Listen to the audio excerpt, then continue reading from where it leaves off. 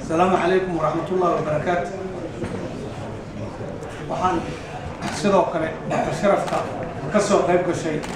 xafladan sharafta leh oo lagu soo dhaweynayo maanta dawladda cusbeed dhinacna ka ah baroordiiq abaareed aan leeyahay ku soo wada dhawaada anigoo ku hadlaya magaca ummadda Soomaaliyeed ee degan waddanka Finland.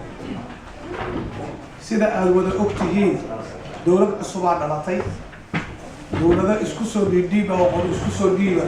ayaa dawladdan intaan soo gaarsiisay maantana waxay joogtaa in Farmaajo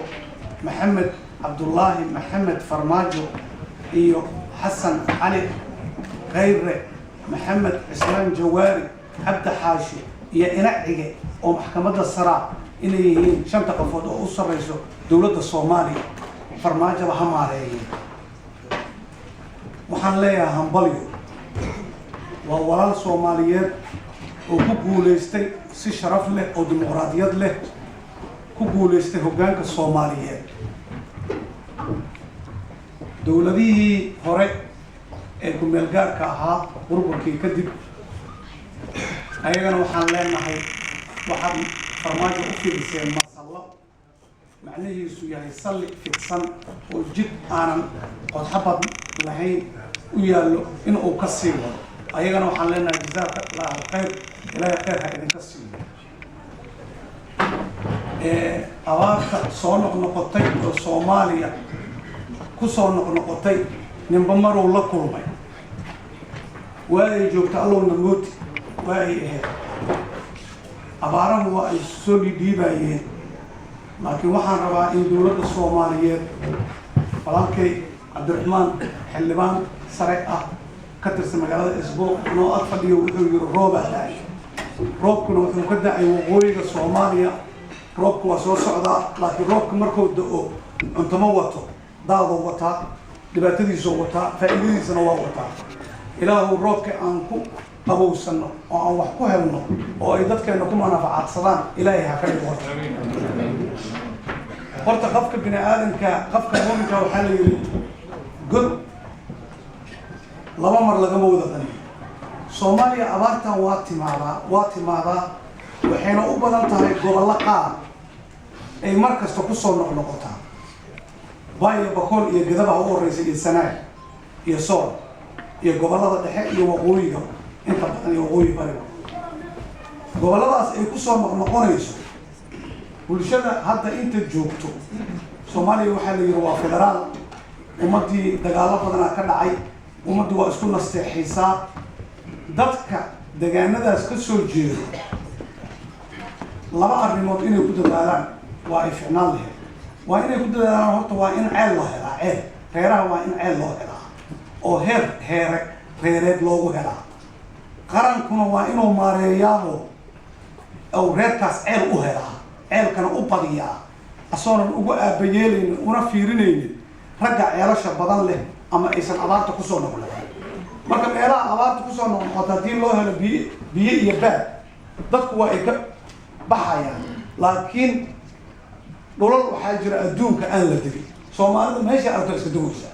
markii la soo baaro oo macnaha dadka cilmiga takhasusku u leh dhulka iyo deegaanaynta meelahan la deginaa jirto Soomaalida meesha rabtana geelay ay daaqsanaysaa meesha rabtana waa degaysaa ayadana laga fiiriyo dad cilmi leh oo dhulka baxnaaniyo abaarta saysan u soo noqon looga hortago ka hortag loogu suubiyo sababtoo ah 70meeyadii waa ay dhacday 80meeyadii waa ay dhacday 90meeyadii waa ay dhacday 2000 waa nagu soo noqonaysaa geeska Afrika dawladihii qaar waa ay maareeyeen qaar ma aysan maareynin annaga Soomaali waxaana la yiraahdaa geeska Afrika waddanka Soomaaliya kaliya ma degnin dadkeena abaara inta badan dhibaatayso haddii loo fiiriyo wadamada kale waxaasna hadda waa laga hormaray dawladda arrintaasaan rabaa in aan haddii ay waanadaas maqlayso ama ay isleedahay ninka maanta waxba idinku soo saacidiyay ay u dhaga nuglaato dadkaasna abaarta la maamulo lana maareeyo lagana hortago si aysan u soo noqon aniga waxaa la ii istaajiyey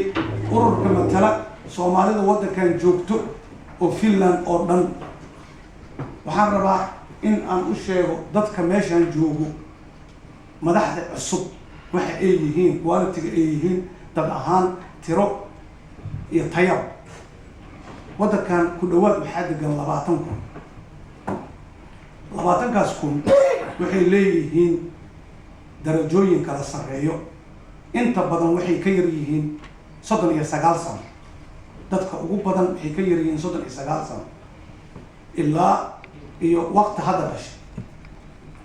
dadka waddankan degan 90kii yimideen بعدين 90kii waxaa ku xigay barnaamij la yiraahdo Berhen Uhdistalma oo reer isku keelitaanka ahaa ninkii 90kii yimid soo socdo yimid kadib xoogaa yar markii la jooganahay isaga sabdhawaati mid niman Titanic la yiraahdo iyo ayay yimid oo ilaahay khayr ha siiyo dadkaas waa dadka annaga hadda waddankan lagu badbaadiyey maadaama barafka la dishay barafka sida geedahan oo kale oo ku diiraha oo eberkaaga dhigaya dadkaana xoogaan soo noleeyo environment lagu suuqay jiilka labaad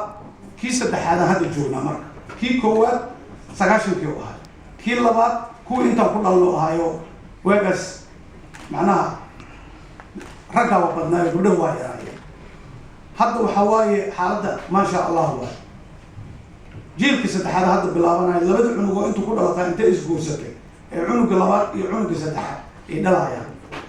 xaaladdu waa ay fiican tahay dhankaas waa dadka tiradiisa iyo magaciisa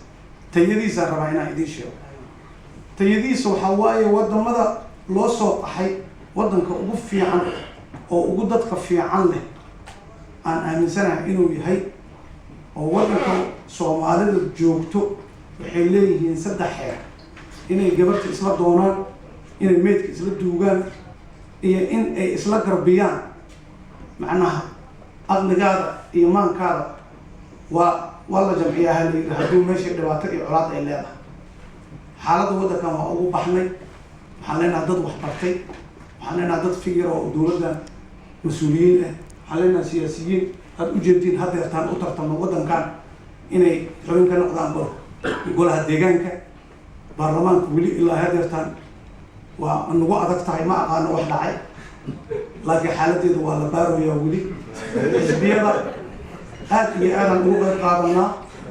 ururo waaweynaa jiraan oo dhalinyarada iyo waayeelka ruuxa naafada dadka xanuunsano dhimarka ururadeenna oo dhan waa wada jamacsan yihiin nin kastaba waa qaraartaa ilaahay qaraarkiisa khayr ha ugu dhigo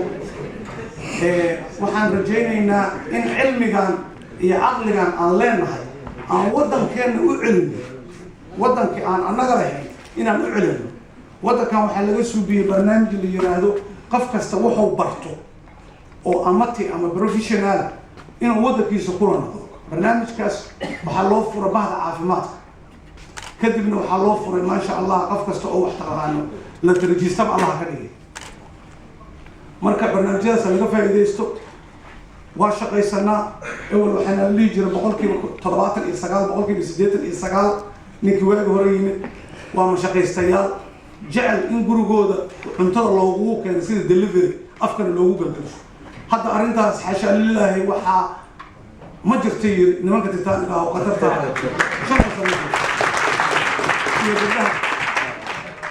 waa lagu dirsaday alxamdulillah annagoo dhanna waa wada dhannahay hambali aan leeyahay abaartaana qof kasta waxa waaye oo meeshan joogo 10 qoys ayaa ku xiriirto qof aan wax dirin ma jirto waxa hala badsho wixii hadda la dhiibi jiray baladii $25 aan la dhiibi jiray 100 ha laga dhigo reeriha loo roonaa waxaan ku soo gabagabeynayaa khudbada waa la isla leeyahay